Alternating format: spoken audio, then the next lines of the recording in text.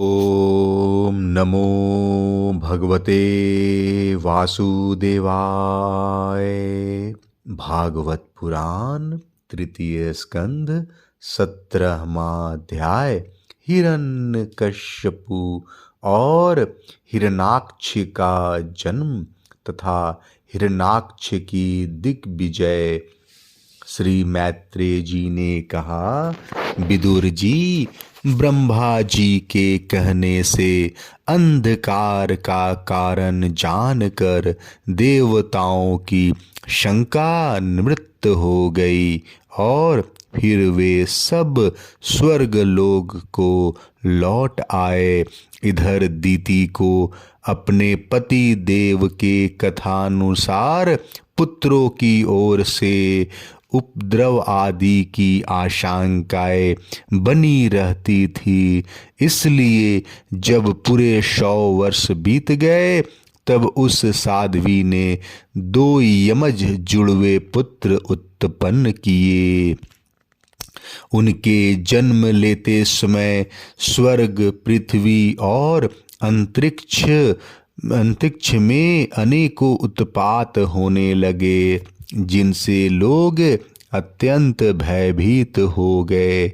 जहाँ तहाँ पृथ्वी और पर्वत कांपने लगे, सब दिशाओं में दाह होने लगा, जगह जगह उल्कापात होने लगा, बिजलियां गिरने लगी और आकाश में अनिष्ट सूचक धूमकेतु पुच्छल तारे दिखाई देने लगे।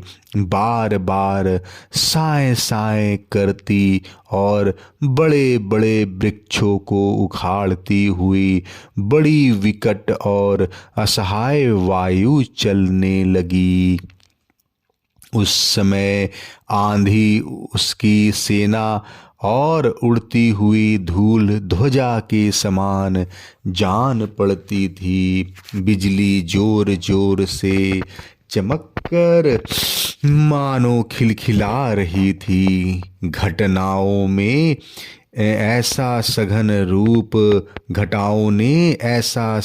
रूप धारण किया कि सूर्य, चंद्र आदि ग्रहों के लुप्त हो जाने से आकाश में गहरा अंधेरा छा गया। उस समय कहीं कुछ भी दिखाई न देता था।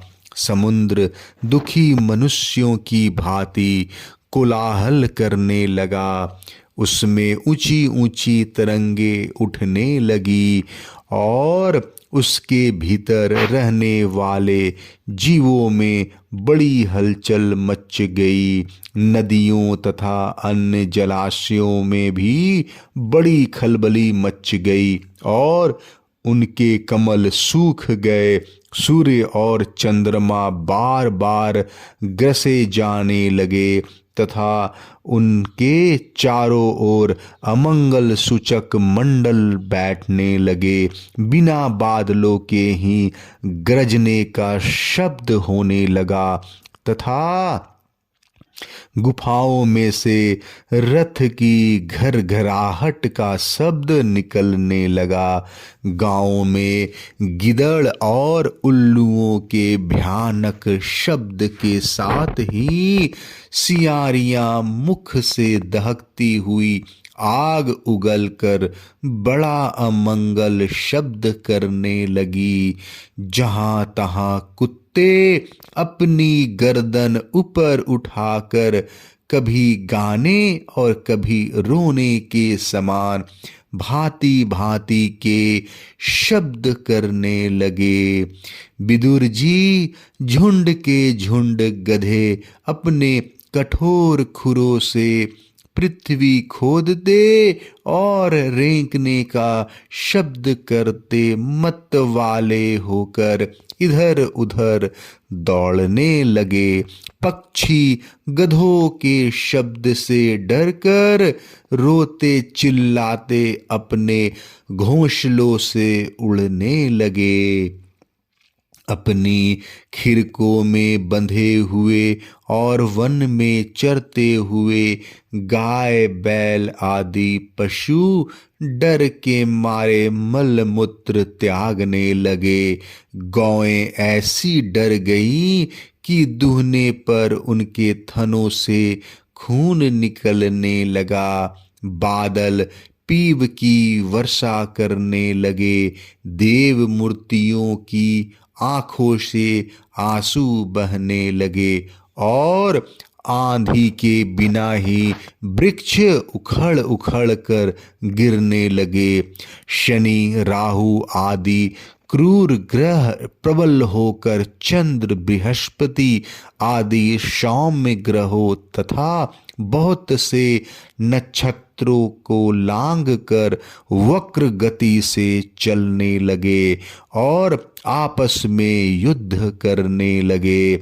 ऐसे ही और भी अनेकों भयंकर उत्पात देख कर सनकादि के सिवा और सब जीव भयभीत हो गए और तथा उन उत्पातों का मर्म न जानने के कारण उन्होंने यह समझा कि अब संसार का प्रलय होने वाला है। वे दोनों आदि दैत्य जन्म के अनंतर शीघ्र ही अपने फौलाद के समान कठोर शरीर से बढ़कर महान पर्वतों के सदृश हो गए तथा उनका पूर्व पराक्रम भी प्रकट हो गया। वे इतने ऊंचे थे कि उनके स्वर्णमय मुकुटों का अग्रभाग स्वर्ग को स्पर्श करता था और उनके विशाल शरीरों से सारी दिशाएं आच्छादित हो जाती थी। उनकी भुजाओं में सोने के बाजूबंद चमचमा रहे थे। पृथ्वी पर जो वे एक एक कदम रखते थे उससे भूकंप होने लगता था। जब वे खड़े होते थे तब उनकी जगमगाती हुई चमकीली करधनी से सुशोभित कमर अपने प्रकाश से सूर्य को भी मात करती थी। वे दोनों यमज थे। प्रजापति कश्यप जी ने उनका नामकरण किया। उनमें से जो उनके वीर से दिति के गर्भ में पहले स्थापित हुआ था उसका नाम हिरण्यकश्यपु रखा और जो दिति के उदर से पहले निकला वह हिरण्याक्ष के नाम से विख्यात हुआ। हिरण्यकश्यपु ब्रह्मा जी के वर से मृत्यु भय से मुक्त हो जाने के कारण बड़ा उद्धत हो गया था। उसने अपनी भुजाओं के बल से लोकपालों सहित तीनों लोकों को अपने वश में कर लिया। वह अपने छोटे भाई हिरण्याक्ष को बहुत चाहता था और वह भी सदा अपने बड़े भाई का प्रिय कार्य करता रहता था। एक दिन वह हिरण्याक्ष हाथ में गदा लिए युद्ध का अवसर ढूंढता हुआ स्वर्गलोक में जा पहुंचा। उसका वेग बड़ा असहाय था। उसके पैरों में सोने के नुपुरों की झनकार हो रही थी।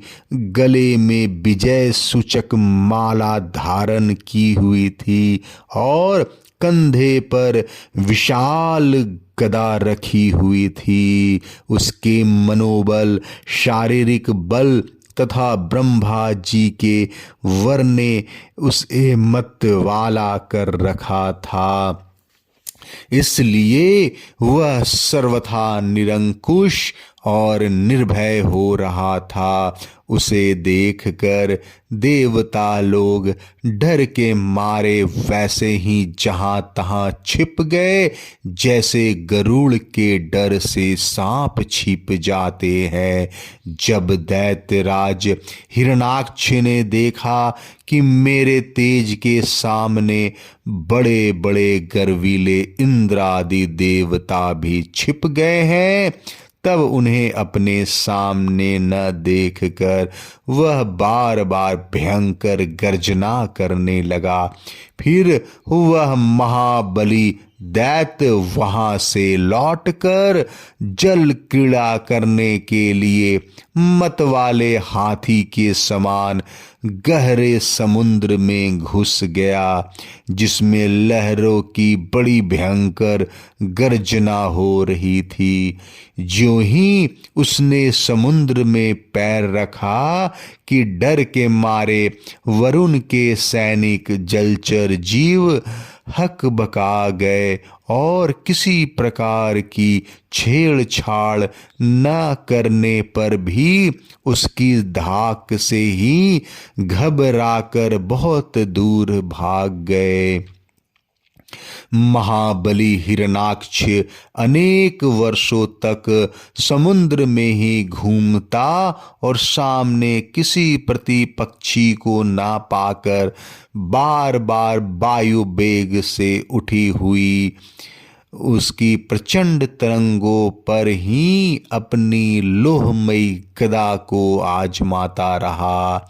इस प्रकार घूमते घूमते वह वरुण की राजधानी विभावरीपुरी में जा पहुंचा।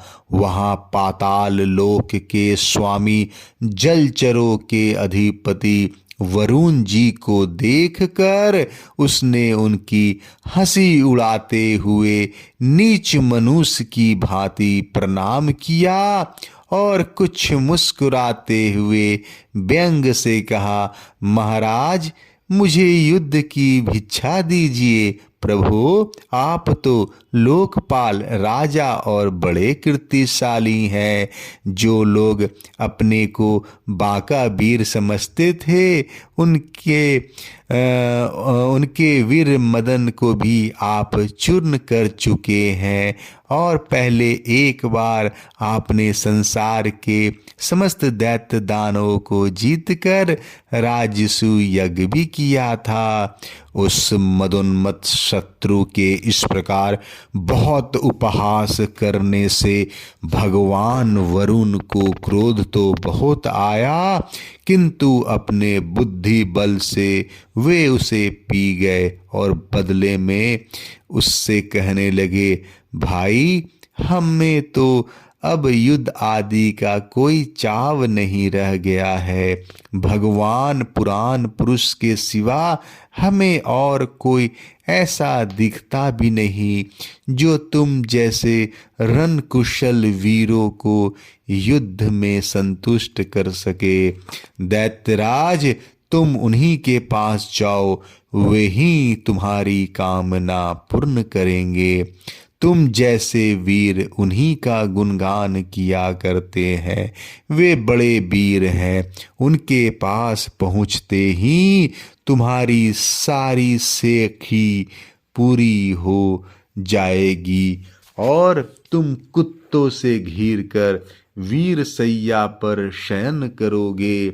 वे तुम जैसे दुष्टों को मारने और सत्य पुरुषों पर कृपा करने के लिए अनेक प्रकार का रूप धारण किया करते हैं। 17वां अध्याय समाप्त। जय श्री कृष्ण।